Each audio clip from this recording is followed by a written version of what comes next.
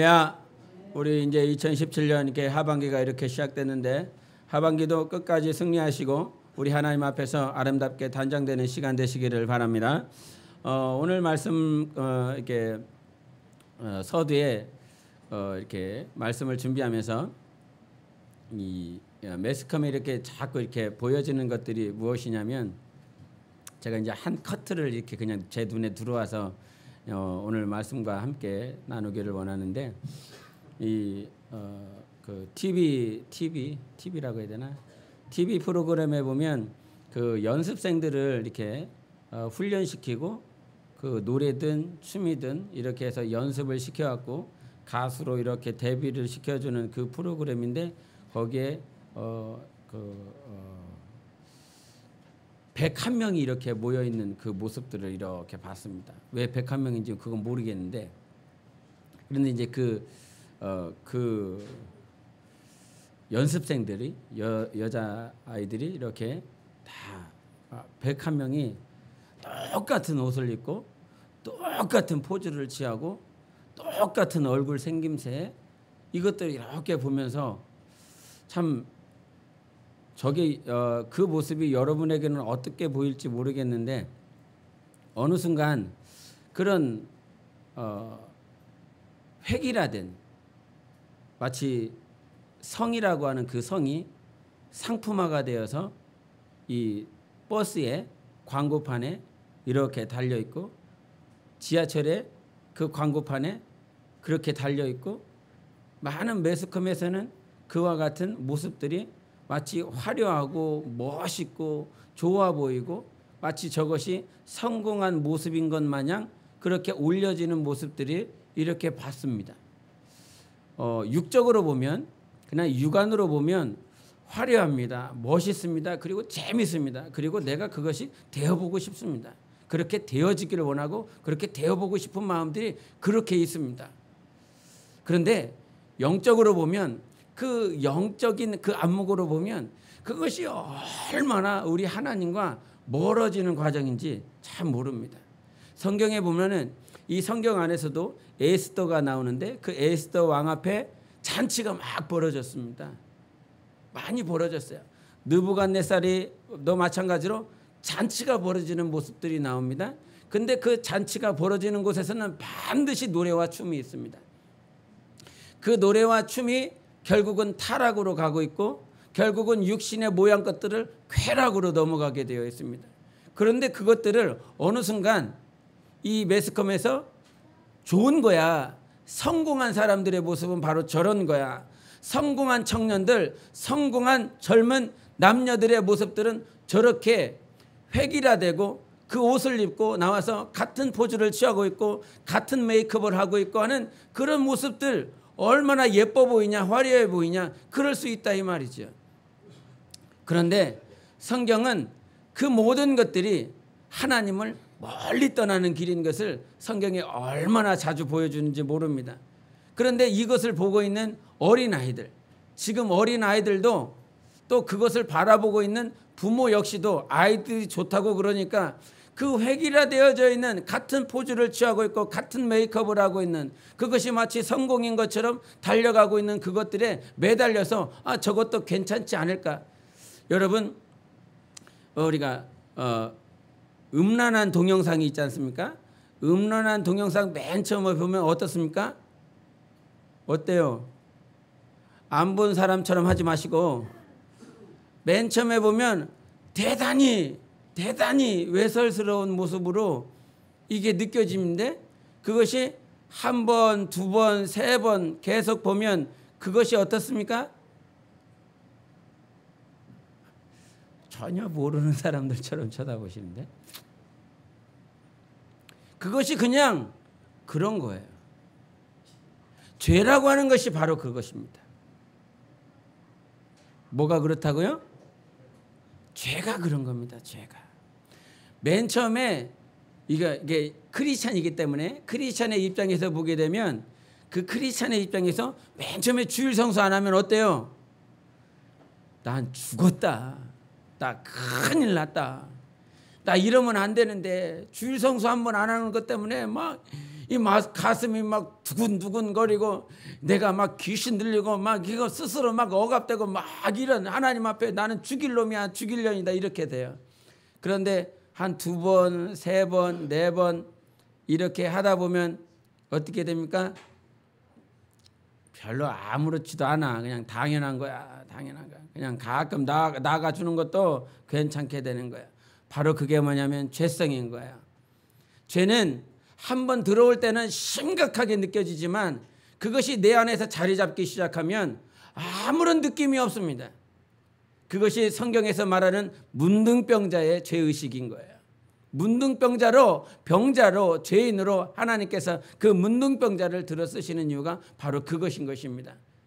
이 땅에 그 많은 세상 매스컴을 통해서 획일화된 그것이 마치 성공인 것 마냥 그리고 그것을 향해서 달려나가고 있는 수많은 청년들이 있는데 우리가 오늘 하나님의 말씀을 보면서 경청해야 될 것이 깨어 있어야 될 것이 무엇이냐면 과연 나는 왜 살아야 되는가 하는 것입니다.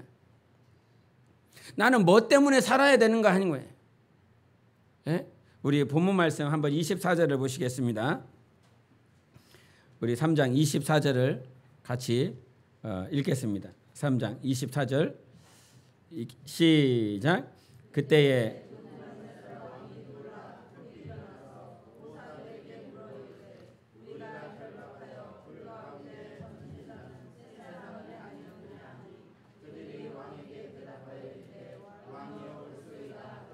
아멘. 그 당시의 상황을 여러분이 잘 알아야 됩니다. 지금 사드락과 메삭과 아벳느고 다니엘의 세 친구는 어디에 있습니까? 바벨론에 있습니다. 포로 식민지하에 있습니다. 자기 주권이 없고요. 자기가 원하는 대로 신앙생활을 할 수 없고 자기가 원하는 대로 하나님 앞에 나아갈 수 없고 자기가 원하는 대로 내가 나의 주권을 주장할 수 없는 그런 식민지하에 있습니다. 그런 식민지하에 살아가고 있는 그들에게 있어서 구태여 이렇게 살아갈 수 있을까?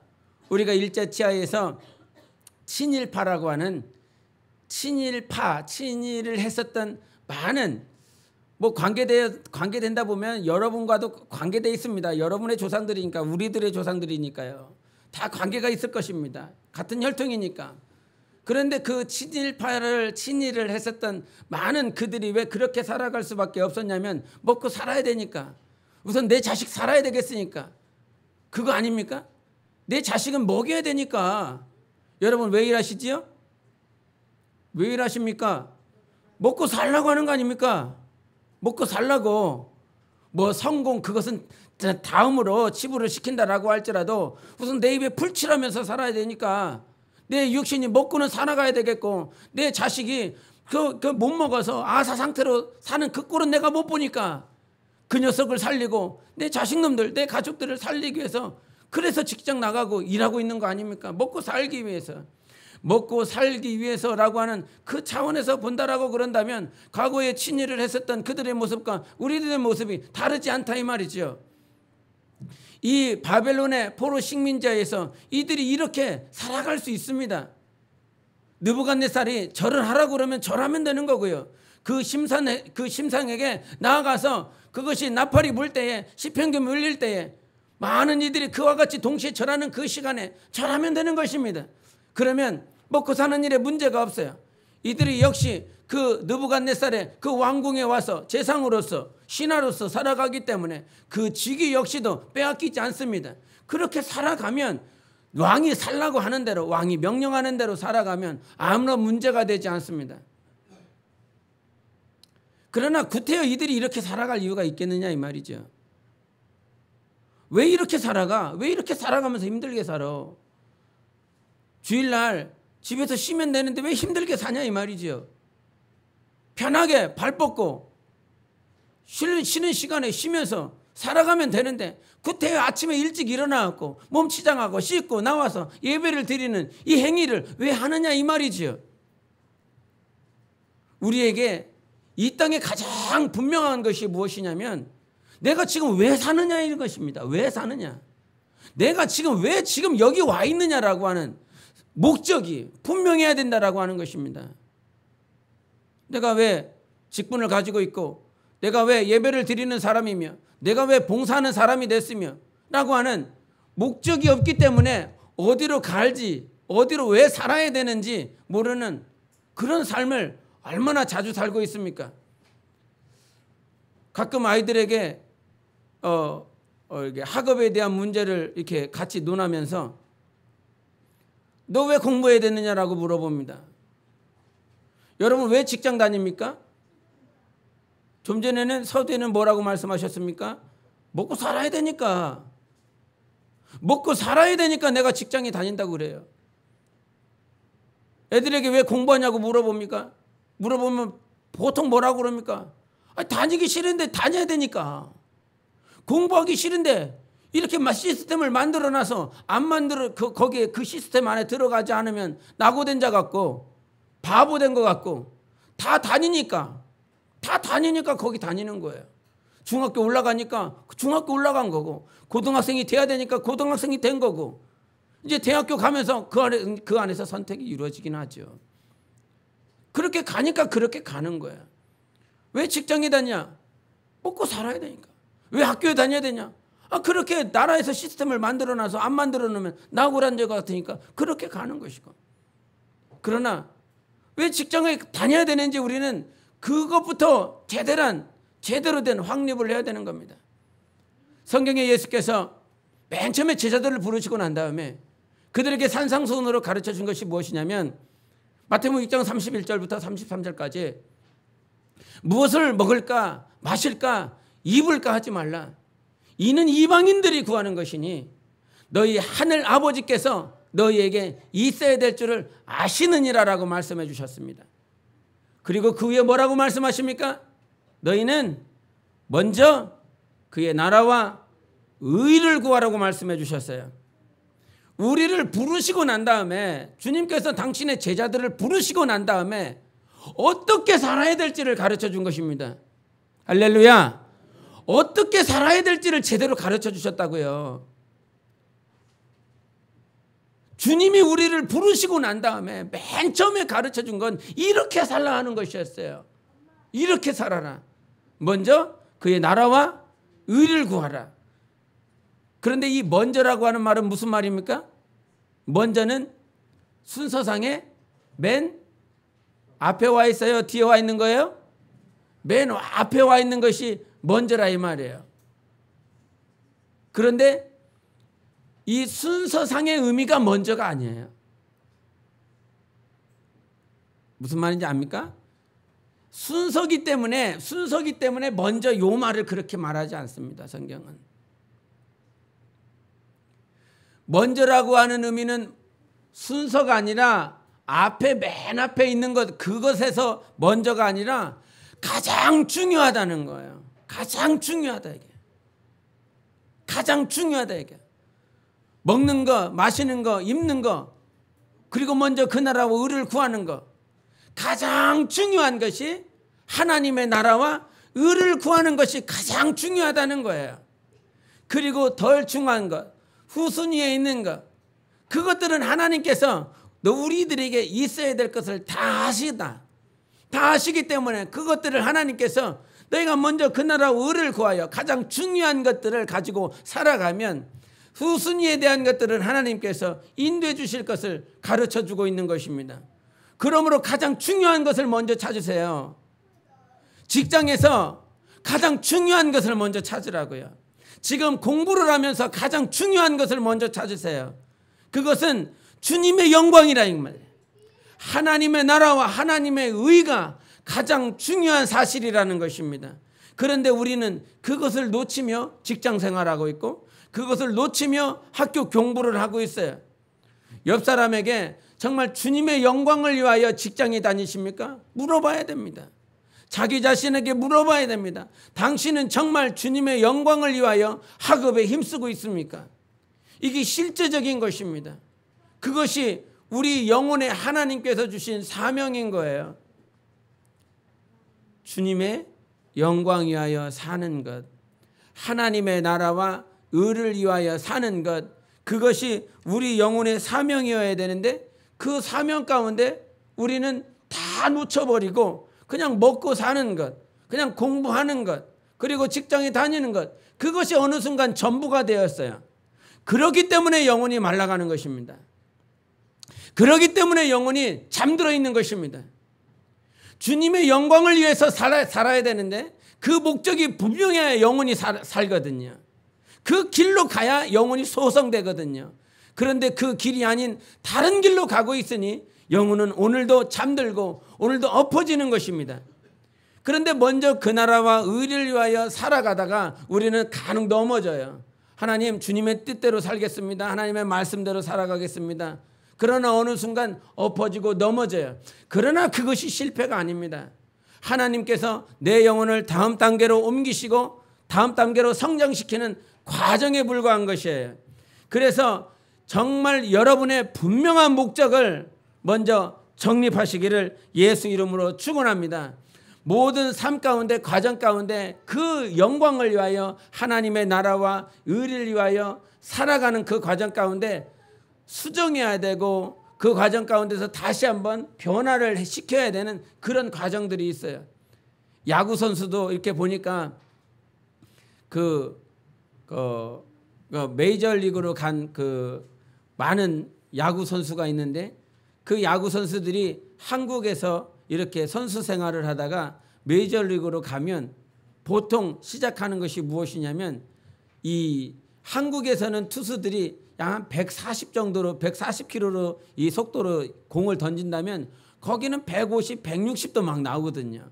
그러니까 속도가 메이저리그에서는, 미국에서 그 리그에는 이게 속도가 워낙 빠르다 보니까 한국에서 했었던 그 포즈 가지고, 그 자세를 가지고 공을 치기가 쉽지 않다는 거죠.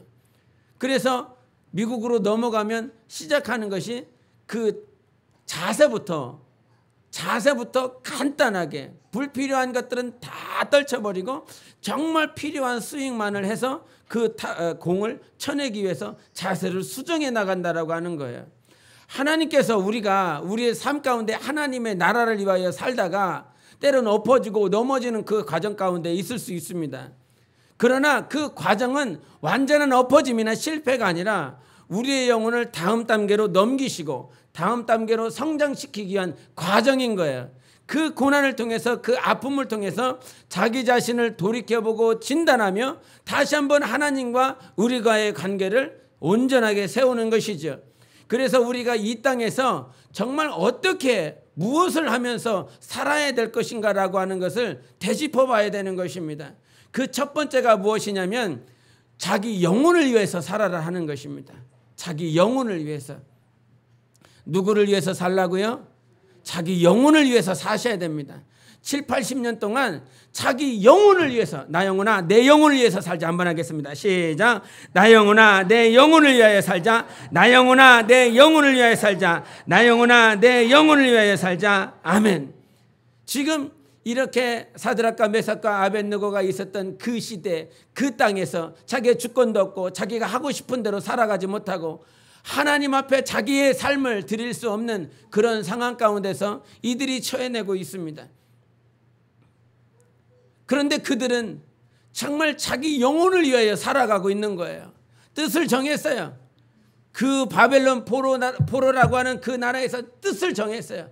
그 뜻을 정하고 자기 영혼을 위해서 묵묵하게 살아가고 있는 것입니다. 정치나 경제나 세상 문화에 노란하지 않고 하나님께서 자기에게 주신 그 사명과 그 뜻을 가슴에 품고 계속 그렇게 살아가고 있는 거예요. 우리는 신앙생활 하다 보면 정치적인 문제들, 경제적인 문제들, 문화적인 문제들, 자기 가정 안에 있는 문제들, 아니면 학교의 문제들, 직장의 문제들에 의해서 자기의 뜻이 얼마나 많이 굽혀지는지 몰라요. 자기가 하나님께 받은 그 말씀을 얼마나 굽히며 살아가고 있는지 몰라요. 그러나 이들은 그 식민지 치하에서도 하나님께서 주신 그 하나님의 뜻을 묵묵히 지켜내며 하나님께서 주신 그 뜻을 그대로 살아내고 있어요. 이것은 결국 자기의 영혼을 위해서 살아가고 있는 것입니다. 우리가 보통 요한 3서 2절에 보면 영혼이 잘됨같이 범사가 형통하고 육체가 강건하게 되기를 원한다, 이 말씀을 가지고 있습니다. 그런데 영혼이 잘 되는 것이 무엇입니까? 그럼 어떻게 하면 영혼이 잘 되는 거예요? 그런데 크리스천들이 앞뒤 순서가 다 망쳤어요. 다 이게 거꾸로 됐어요. 지금 육체가 강건해지려고 영혼이 잘 돼야 돼. 이렇게 생각하고 있어요. 직장의 문제가 아니면 내 삶의 문제가 형통해져야 되니까 오늘 영혼이 잘 돼야 돼. 이렇게 앞뒤 순서가 완전히 뒤범벅됐어요. 절대 그렇지 않습니다. 교회 나오는 것도 교회 안 나오면 주일 성수 안 하면 마음이 찜찜하니까 마음이 불편하니까 그래서 그 자리에 나와 있는 뭔가 앞이 내 일이 내 장래의 일들이 뭔가 안 풀릴 것 같아. 뒤숭숭할 것 같아. 그래서 어느 순간 교회에 나와 있고 주일 성수라고 하는 그 주일을 보내고 있는 그 모습들이 있다 이 말이죠. 지금 신앙인들이 앞뒤가 다 망쳤습니다. 다 망쳐버렸어요. 순서가 다 망쳤어요. 그래서 과거에 이 요한삼서 2절의 이 말씀을 가지고 정말 그 서울의 큰 교회 목사님이 삼중 축복이라고 하는 그거 가지고 설교를 참 많이 하셨습니다. 그래서 그 성도들은 이 말씀 구절을 다 외워요. 영혼이 잘된 것처럼 범사가 형통하고 육체가 강건해야 된다. 이 말씀을 늘 외우고 다닙니다. 그런데 포커스가 어디에 가 있냐면 범사가 형통한 거, 육체가 강건한 거, 거기에 포커스가 가 있어요. 요게 잘 되기 위해서 그 영적인 것들을 영혼에 잘 되는 것들을 갖다 들어 쓰는 그 일들로 변질되었습니다. 여러분 순서가 뒤바뀌면 안 됩니다. 절대로 순서가 뒤바뀌면 안 됩니다. 영혼이 잘 돼야 됩니다. 영혼이 잘 돼야 됩니다. 영혼이 잘 되시기를 예수 이름으로 축원합니다. 영혼이 형통하시기를 예수 이름으로 축원합니다. 우리 옆 사람에게 인사해서 영혼이 잘 되십시오. 정말 영혼이 잘 돼야 돼요. 영혼이 잘 돼야 됩니다. 영혼이 정말 잘 되셔야 됩니다. 우리 같은 목장, 같은 셀 목장 있지만 육체의 모습으로 가지고 이렇게 만나는 것이 아니라 정말 영혼이 잘 되기를 원해요. 우리 청년들의 영혼이 잘 되기를 원합니다. 우리 장년들의 영혼이 잘 되기를 원합니다. 우리 교회학교 영혼들 잘 되기를 원합니다. 뭐가? 영혼이 잘 되기를 원해요. 영혼이 정말 형통해지기를 원하고요. 영혼이 살아나기를 원하고 영혼이 하나님의 생명으로 충만하기를 원해요. 오늘도 주님이 원하시는 거 그거 아닙니까? 영혼이 잘 돼야 된다. 그리고 범사에 형통한 거, 육체에 강건한 건 뒤따라올 수도 있고 안 따라올 수도 있어요. 우리 앞에 있는 그 말씀이 있는데 우리 다니엘서 3장 우리 17절 18절을 보시겠습니다. 다니엘서 3장 17절 18절 같이 보겠습니다. 시작. 왕이여 우리가 섬기는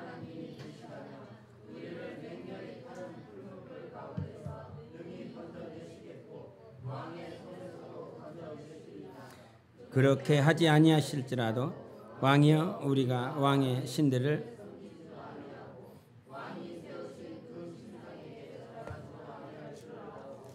아멘. 18절의 시작이 무엇입니까? 그렇게 하지 아니하실지라도. 이제 과거에는 이 번역 전에는 그리 아니하실지라도 이렇게 번역이 되었었죠. 그래서 그리 아니하실지라도 이 말씀을 해주셨어요. 여러분 이 신앙이요, 이 그리 아니하실지라도 이 신앙이 얼마나 대단한 건지 모릅니다. 우리는 과거에 기도하면 귀신 나가, 기도하면 병이 낫고, 기도하면 문제가 해결되고, 그 한 과부가 봐라, 그 과부가 그 재판관에게 억울한 일 한이 있어서 그 재판관에 가고 또 가고 또 가고 또 가고 또 갔다. 또 갔더니 재판장이 내가 이 여자가 지겨워서 정말 안 되겠다 싶어서 그 여자의 한을 풀어주고 원한을 풀어줬다 않느냐. 그러니 너희들도 그 재판장에게 가라. 재판장이신 예수님께 또 가라, 또 가라, 또 가라, 계속 가라. 우리 하나님이 지겨울이 많지. 우리 하나님 주무시고 계시고 있으면 우리 하나님 깨워서라도 철회를 해서라도 금식을 해서라도 우리 하나님 깨워서 네 소원을 받아내야 된다. 그것이 기도다. 우리 이렇게 배웠고 또 그렇게 달려왔고 그 과정을 통해서 영혼이 성장했습니다. 그런데 어느 순간 하나님의 뜻을 자기 뜻에 굴복하게 만들려고 하는 그런 순간이 있다. 그런 마음들이 있다 이 말이죠. 내 뜻이 하나님의 뜻보다 더 중요해. 내 뜻보다, 내 감정이 하나님의 감정보다 더 중요하고, 내 입장이 하나님의 입장보다 더 중요한 거야. 지금 내 일이 하나님의 일보다 더 급한 거야. 지금 내가 해야 될 저 일들이 하나님의 뜻보다 더 급한 거야. 그러므로 내 일을 갖다고 하나님 내 일을 해야 됩니다. 하나님 내 마음이 이렇습니다. 그러면서 하나님의 뜻보다, 하나님의 감정보다 정말 자기의 것들을 더 우선시해서 처리하고 금식하고, 누구를 이기기 위해서? 하나님을 이기기 위해서. 그러나 우리가 정말 신앙이 성장하면 성장할수록 가지고 있어야 될 것이 무엇이냐면, 내 뜻보다 하나님의 뜻이 더 우선시 되어야 되는 것입니다. 그리 아니하실지라도 하나님은 분명히 나를 건져주실 수 있는 왕이십니다. 이 불못불에 내가 들어가서 그 불못불에 들어가서 내가 있는다 할지라도 우리 하나님은요, 살아계신 하나님은요, 우리를 다 건져주실 수 있는 능하신 왕이신 하나님이십니다. 그런데 그리 아니하실지라도라는 거예요. 그렇게 되지 않는다 할지라도, 즉 죽는다 할지라도, 내가 숭배한다 할지라도, 내 일이 풀리지 않는다 할지라도, 내 가정의 문제가 풀리지 않는다 할지라도, 나는 오늘도 우리 하나님을 찬양할 것입니다. 날도 우리 하나님 앞에 감사할 것입니다. 그게 뭘까요? 그 수준이 무엇일까요? 영혼이 잘된 상태인 것입니다. 그 상태가 영혼이 잘된 상태예요. 일의 문제가 잘 풀린 상태가 영혼이 잘된 상태가 아니에요. 대학에 합격한 것이 영혼이 잘된 상태가 아니에요. 영혼이 잘된 상태는 오늘도 우리 하나님 앞에 감사하고, 오늘도 우리 하나님을 인정하는 그 상태가 영혼이 잘된 상태인 것입니다. 우리 영혼이 잘된 상태에 대해서 말을 할 때 복음을 잊으면 안 됩니다. 복음 말 자체는 무엇입니까? 복음은 뭡니까? 복음은 복된 소리라는 거예요. 복된 소리라는 거예요. 그런데 이 복된 소리는 어디에다 초점을 맞춰져 있느냐면, 여러분 영혼에 초점이 맞춰져 있습니다. 복된 소리는 어디에 맞춰져 있다고요? 여러분 영혼에 초점이 맞춰져 있다고요. 육체에 초점이 맞춰져 있는 것이 아니라, 지금 내 안에 복된 소식, 복된 소리가 지금 영혼에 초점이 맞춰져서 영혼에 선포되고 영혼에 뿌려지는 것이에요. 육체는 싫어합니다. 우리 로마서 한번 보시겠습니다. 로마서 8장. 로마서 8장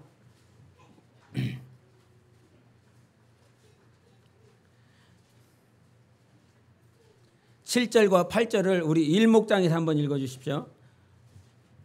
로마서 8장 7절과 8절. 7절 8절 시작.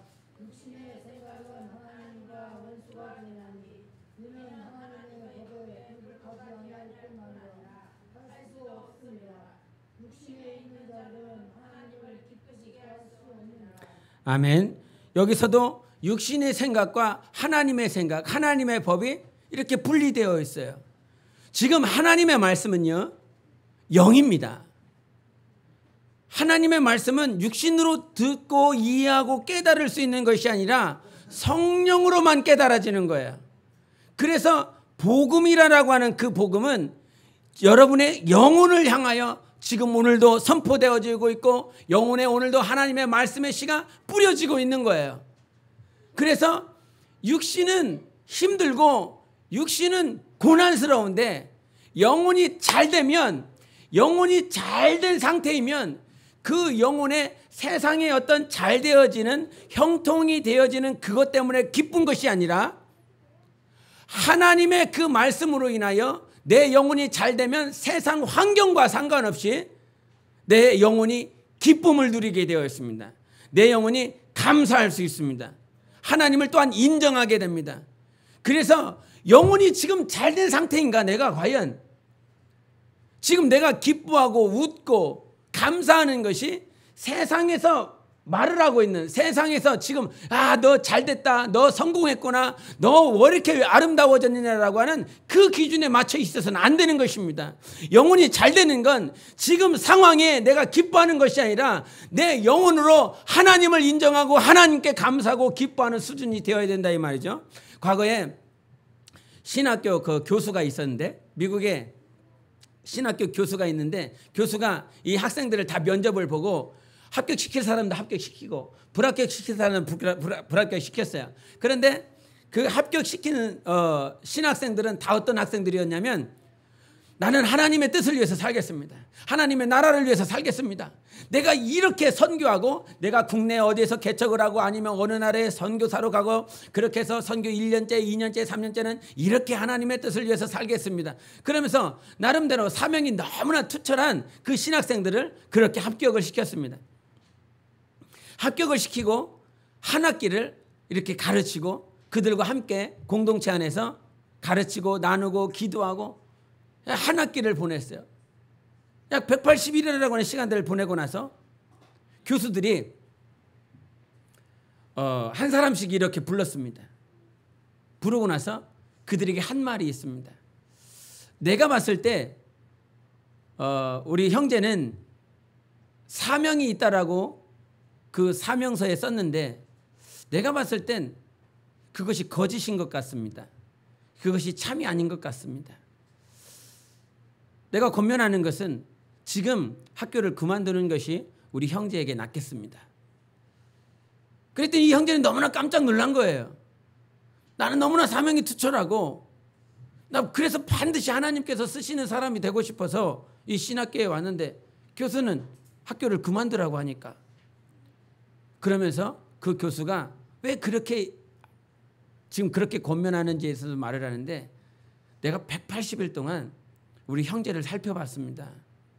공부하는 거, 기숙사에서 생활하는 거, 그리고 같이 그룹들과 형제들과 대화하는 모습들을 다 봤습니다.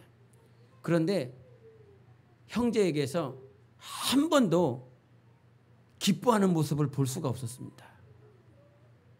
언제나 얼굴이 근심에 쌓여 있었습니다. 언제나 얼굴이 어두웠습니다.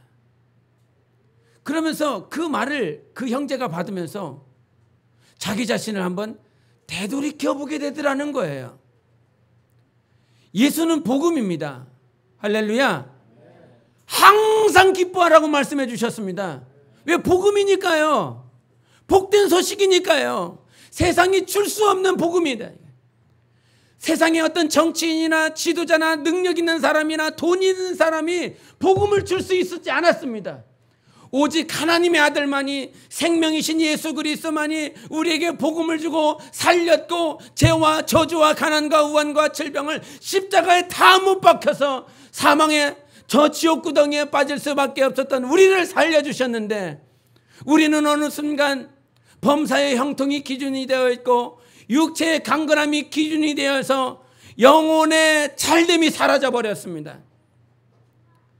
영혼이 잘된 것이 무엇입니까? 오늘도 하나님 때문에 기뻐하는 것입니다. 오늘도 하나님 때문에 감사하는 것입니다. 그러나 우리는 모든 것들을 다 잃어버렸어요. 영혼이 정말 잘 되십시오. 영혼이 정말 잘 돼야 됩니다. 영혼이 축복을 누려야 되는 것입니다. 그래서 아들 예수 그리스도를 우리에게 보내주신 것이에요. 그런데 우리는 이 모든 것들을 다 잃어버리고 그냥 세상의 기쁨, 세상의 성공, 세상의 만족을 향해서 가고 있다 이 말이죠. 영혼이 잘 되는 것은 무엇이라고요? 잘된 기준이 무엇이라고요? 오늘도 기뻐할 수 있는 것입니다. 하나님 때문에 감사할 수 있는 것입니다. 하나님 때문에 기뻐할 수 있는 수준이 바로 그것이 오늘 내 영혼이 잘된 기준이라 이 말이에요. 그래서 영혼이 잘 되는, 자기 영혼을 위해서 부단히 노력하고 부단히 살아야 되는 것입니다. 그 영혼이 잘 되는 과정 가운데서 우리가 놓치지 말아야 될 것은 무엇이냐면, 영혼은 성장해야 된다는 거예요. 과거에 10년 전, 20년, 30년 내가 모태신앙에 그 수준으로 계속 있는 것이 아니라 계속 성장해야 나가야 된다라고 하는 것입니다. 성장하다 보니까 뭐가 있어요? 힘듦이 있어요. 힘듦. 우리 한번 본문 말씀을 보시면서 3장 우리 26절을 보시겠습니다. 3장 26절. 3장 26절을 우리 교회학교에서 한번 읽어주십시오. 3장 26절 찾았습니까? 교회학교 어린이들? 네. 시작.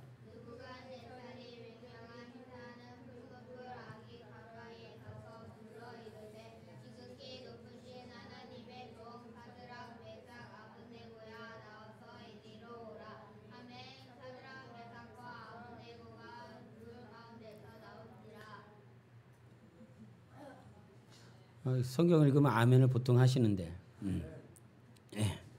그런데 여기서 등장하는 단어가 뭐가 있냐면 풀무불이 있습니다. 여러분 풀무 너무 잘 아시죠? 풀무가 뭡니까? 풀무가 뭐예요? 그렇죠. 예. 나이 드신 분들은 아세요. 젊은 분들은 몰라요. 이게 아궁이에 불을 뗄 때 보면 이렇게 바람을 일으켜서 막 돌리는 것이 있죠. 이제 그것을 풀무라고 그러는데 이제 그거는 이제 풀무라고보다 풍로라고 그럽니다. 풍로라고. 그래서 바람을 일으켜서 불을 잘 내게 하는 거. 그래서 성경 안에서도 두 가지 뜻으로 해석이 되는데 하나는 풍로 개념으로 불을 잘 일으키는 그 풀무로 이렇게 해석하는 그 해석이 하나가 있고 두 번째는 뭐가 있냐면 아궁이 화덕으로 이렇게 해석되는 용광로로 해석되는 그 두 번째가 있습니다. 그런데 이 풀무라고 하는 이 풀무 개념은 심판의 개념일까요? 아니면 고난의 개념일까요? 심판의 개념이 더 많을까요? 아니면 고난의 개념으로 이렇게 설명하는 것이 더 많을까요? 우리가 이사야서를 보면 그것이 너무나 잘 나오는데 우리 한번 보시겠습니다. 이사야서는 앞쪽에 있습니다. 이사야서 48장 보시겠습니다. 48장 10절. 우리 48장 10절은 우리 삼복장에서 한번 읽어보겠습니다. 48장 10절 찾으셨으면 같이 읽겠습니다. 시작.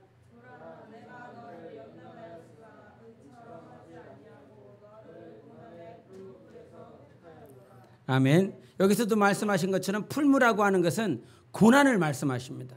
고난의 풀무 뿌린 거예요. 지금 사드락과 메삭과 아벳느고는 정치적으로 뭔가 잘못해서 아니면 경제적으로 잘못해서 자기가 행위가 잘못해서 지금 풀무불에 들어가 있는 것이 아니라 하나님께서 그들을 선택하셔서 여기서 지금 뭐라고 말씀하세요? 10절의 후반부에 너를 고난의 풀무불에서 택하였느니라라고 말씀하고 있습니다. 고난의 풀무불에서 내가 너를 택했다라고 말씀하고 있어요. 사드락과 메삭과 아벳느고라고 하는 그 세 형제가 뭔가 행위가 온전치 않아서 잘못돼서 지금 풀무불에 들어간 것이 아니라 그 세 형제를 고난이라고 하는 그 과정을 통해서 그의 형제들의 신앙과 믿음을 성장시키고 하나님께서 그들을 택하시기 위하여 지금 풀무불에 들어가 있는 것입니다. 하나님은 우리를 풀무라고 하는 그 과정 가운데 네가 저주받아서 네가 온전치 못해서 그 안에 넣는 것이 아니라 내 영혼을 성장시키시고 하나님께서 나를 더욱더 거룩하게 택하시기 위하여 고난으로 그 풀무불로 그 삶을 인도한다라고 하는 것이에요. 저주받은 인생이 아닙니다. 오늘은 우리 안에 오늘도 예수 그리스도의 보혈이 있어요. 예수 십자가의 보혈이 있어요. 고난을 주신 것은 우리를 택하셨기 때문인 것입니다. 자기 아들을 부르시고 그 아들을 말미암아 사생자가 아닌 자기 아들로 채찍질하고 훈계하고 성장시키기 위하여 풀무라고 하는 그 고난을 우리를 넣어놓으신 거예요. 아멘. 우리는 지금 그 풀무 안에 들어가서 어떤 작업이 되냐면 우리 에스겔서 보겠습니다. 에스겔서는 다니엘서 앞에 있습니다. 에스겔서 22장 10절을 보겠습니다. 풀무에 들어가서 반드시 이루어져야 될 것이 있어요. 22장 10절.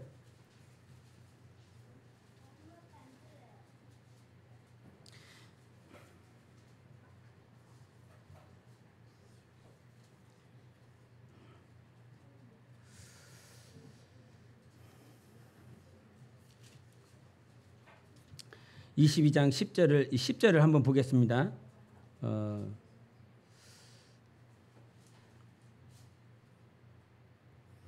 우리 9절부터 10절까지 보시겠습니다. 9절부터 10절 시작. 내 가운데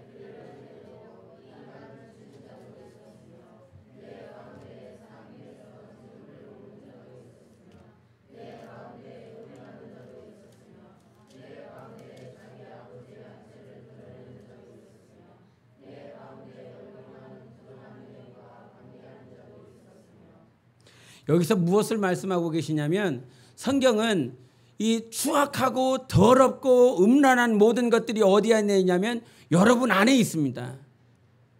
이 모든 것들을 하나님은 이 모든 것들이 다 제거가 되기를 원해요. 남성이 가지고 있는 추악한 것 가운데 뭐가 있냐면 이 간음스러운 것, 음란한 것, 보여지고 들려지는 것, 그런 것들이 있어요. 여성에게 추악하게 자리 잡혀 있는 것이 무엇이냐면 사치하고 자기를 세우려고 하고 질투하는 것들이 여성들에게는 더 많이 자리 잡혀 있습니다. 근데 그 모든 더러운 것들을 어디서 다 쓸어내야 되냐면 풀무에서 다 쓸어내야 됩니다. 그 고난의 과정 가운데서 다 쓰러져야 됩니다. 고난이 없을 때는 자기가 막 살아서 숨쉬어요. 자기가 살아서 자기의 뜻이, 자기의 입장이, 감정들이 다 살아납니다. 그런데요, 고난이라고 하는 풀무에 한번 들어가 보십시오. 자기는 완전히 없어져요. 나 죽겠어요, 주님. 나 너무너무 죽겠습니다. 그러면서 자기 자신을 완전히 내려놓게 되어 있습니다. 그런 자기의 의, 내 의를 다 쓰러져내게 하는 것이 바로 풀무라고 하는 거예요.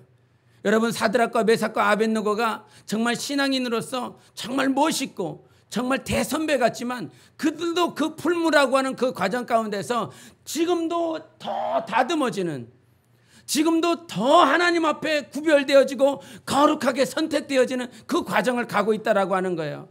여러분, 선택은요, 목사니까 선택되어져 있고 평신도니까 선택이 안 되겠다, 이게 아닌 거예요. 하나님은 본래 자체가 우리를 목사나 평신도나 집사로 부른 것이 아니라 너희는 하나님의 거룩한 제사장이 되라고 말씀해 주셨어요. 우리 모두를 하나님 나라의 제사장으로 불러주신 거예요. 그런데 그 제사장감이 되어질 수 있도록 오늘도 풀무불에 우리를 단련하고 있는 것입니다. 그 풀무의 고난 가운데서 우리를 정금과 같이 단련시키고 있는 거예요. 근데 그 풀무가 있는 장소를 우리가 알아야 되는데, 우리 이사야서를 보겠습니다. 우리 앞쪽으로 한 번만 더 가셔서 이사야서 31장을 보시겠습니다.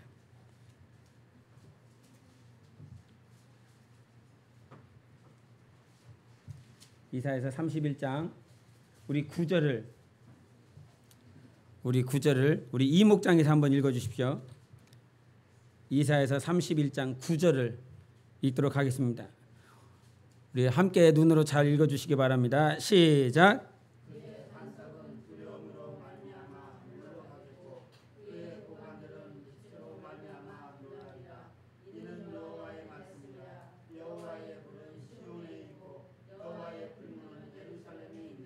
아멘. 그 풀무가 지금 어디에 있다라고 말씀하고 계십니까? 예루살렘에 있다라고 말씀하고 계십니다. 풀무가 세상 밖에 있는 것이 아니라 하나님의 관점 밖에 풀무가 있는 것이 아니라 예루살렘에 있다는 거예요. 이 예루살렘은 결국 하나님의 교회를 말씀하고 계시고 있고, 새 예루살렘, 새 하늘과 새 땅, 지금 우리가 이 땅에 있는 동안에는 풀무불을 통과해야 되는 것입니다. 그 풀무를 통과하여 결국은 계시록에 말씀하고 계시고 있는 새 예루살렘이 되어져야 하는 거예요. 하나님의 풀무를 세상에서 찾지 마세요. 우리 안에 있습니다. 하나님의 신부로 하나님의 예루살렘, 하나님의 성전을 오늘도 단장시키기 위하여 우리 안에 풀무를 두셨어요. 우리의 영혼을 단장시키는 풀무가 오늘 우리 안에 이렇게 존재하고 있는 것입니다. 그래서 우리가 신앙생활하면서 나 그냥 예수 믿는 것으로 나 끝나겠다, 나 예수 믿는 것으로 그냥 구원받는 것으로 끝나겠다. 여러분, 그 마음, 그 생각들을 오늘 내려놔야 됩니다. 영혼은 반드시 성장해야 됩니다.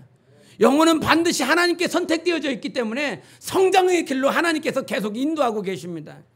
왜 갑자기 일이 안 되고, 왜 갑자기 가정에 문제가 터지고, 왜 갑자기 내 마음이 추스를 수가 없고, 간혹 가다가 하나님께서 잠을 안 주실 때가 있어요. 잠이 안 와요. 평상시에는 그렇게 피곤하면 잠도 잘 오던데 하루 종일 막 피곤하게 움직였음에도 불구하고 그날 밤에 잠이 안 와요.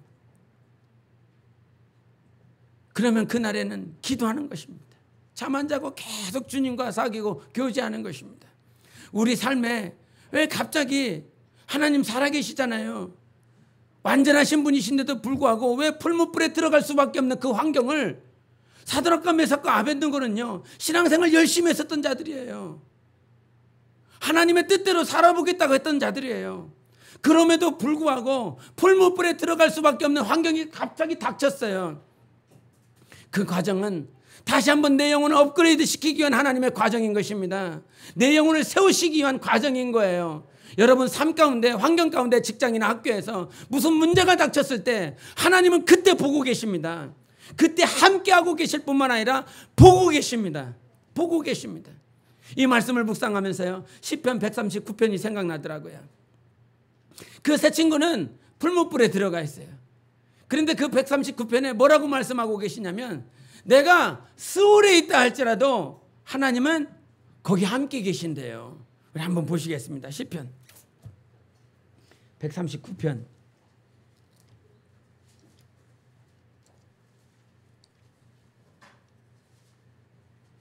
139편 1절부터 3절까지 잘 읽어보십시오. 여기에서 뭐라고 말씀하고 계시는지 1절부터 3절 함께 읽겠습니다. 시작. 여호와여, 주께서 나를 살펴보셨으므로 나를 아시나이다. 주께서 내가 앉고 일어섬을 아시고 멀리서도 나의 생각을 밝히 아시오며 나의 모든 길과 내가 눕는 것을 살펴보셨으므로 나의 모든 행위를 익히 아시오니 8절 9절로 보십니다. 시작. 내가 하늘에 올라갈지라도 거기 계시며 스올에 내 자리를 펼지라도 거기 계시니이다. 내가 새벽 날개를 치며 바다 끝에 가서 거주할지라도 10절도 거기서도 주의 손이 나를 인도하시며 주의 오른손이 나를 붙드시리이다. 아멘. 여러분 1절부터 3절까지 보면 공통점이 뭐가 있냐면요, 하나님이 나를 살펴보시더라 이 말이에요. 그리고 결론은 뭐냐면 나를 아시더라 이 말이에요. 하나님 지금 뭐하고 계세요? 나를 살펴보십니다. 그리고 나를 아시는 분이십니다. 내 마음들, 내 생각들, 내 마음의 저 깊은 것까지라도 오늘도 살펴보시고 내가 지금 어떤지 아시겠다라고 하시는 분이시고요. 8절부터 9절까지를 이렇게 정리를 해보면 하늘에 올라갔어요. 이제 위로 갔어요. 위로 갔는데 거기에 하나님이 뭐하고 계세요? 거기에 계시는 거예요. 내가 하늘에 갔는데도 하나님이 그 하늘에 계세요. 이제 저 위로 갔는데 이제 어디로 갑니까? 가장 밑으로 갑니다. 내려갈 수 있는 가장 밑에까지 내려갑니다. 그 스올에 내려갔는데도 하나님은 거기에 나와 함께 계셨어요. 이제 위로 가고 아래로 가고 이제 갈 때는 어디에 있어요? 옆으로 가는 거야. 정말 새벽 날개를 치며 바다 끝에 저 멀리 수평으로 갈 수 있는, 옆으로 갈 수 있는 가장 끄트머리에 새벽 날개를 치며 바다 끝에 거할지라도 하나님은 거기에 우리와 함께 계시겠다 말씀해 주셨습니다. 할렐루야. 우리 하나님 함께 계시는 분이세요. 우리 하나님 함께 계세요. 그 스올에, 그 스올은 지옥 아닙니까? 불구덩이 아닙니까? 그 뜨거운 가장 불구덩이 아닙니까? 그런데 혹여나 내가 그 스올이라고 하는 거기에 가 있다 할지라도 죄인이 돼서 영원히 심판받을 자로 가 있는 것이 아니라 하나님의 자녀로서, 예수 믿는 자로서, 예수의 보혈이, 예수의 이름이 있는 자로서 저 스올 가장 밑바닥에 내가 가 있다 할지라도 우리 하나님은 거기서 함께 계시는 분이세요. 그 풀무불에 사드락과 메삭과 아벳느고가 거기에 있다라고 할지라도 신들의 아들이 있다라고 말씀하셨잖아요. 거기서 하나님이 그들을 지켜주신다라고 말씀해 주셨잖아요. 우리는 그런 사람들이에요. 어디를 가도 하나님이 함께 하시는 사람. 어디를 가도. 예? 그래서 어디를 가냐 그것이 중요한 것이 아니라 어디를 가도 하나님 함께 하시니까. 어디를 가도 우리 하나님 함께 하시니까. 그런데 어디를 가냐가 중요한 것이 아니라 그 어디를 갈 때 내가 정말 예수의 보혈로 내 안에 예수의 그 심정을 가지고 어디를 가는지 거기서 사는지가 중요하더라 이 말이에요. 우리 하나님은 오늘 이 자리에 함께 계세요. 정말 우리를 살펴보고 계시고 있고요. 우리를 내가 너 안다. 내가 너 안다라고 말씀하시는 분이세요. 어디를 가도 우리 하나님은 우리를 아시는 분이세요. 그러기에 우리에게 소망이 무엇이냐면 영안이 막 열리기를 원해요. 영적인 안목이 열리기를 원해요. 답답한 게 뭐예요? 예? 하나님은 우리와 함께 계시는데 하나님을 보지 못하는 정말 우둔한 영적인 안목을 가지고 있어요. 계시록을 보면서 계시록 9장에 이런 말씀이 나와요.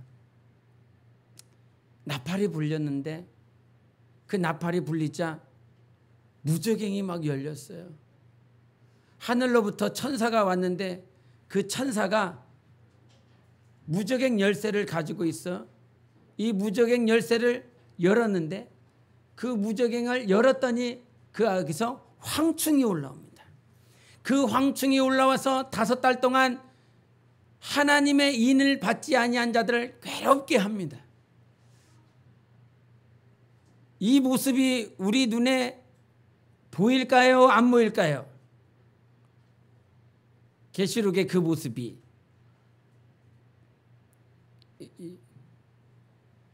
보이면 보인다, 안 보이면 안 보인다 말씀하시면 되는데 우리 9장을 마지막으로 한번 보시겠습니다. 계시록 9장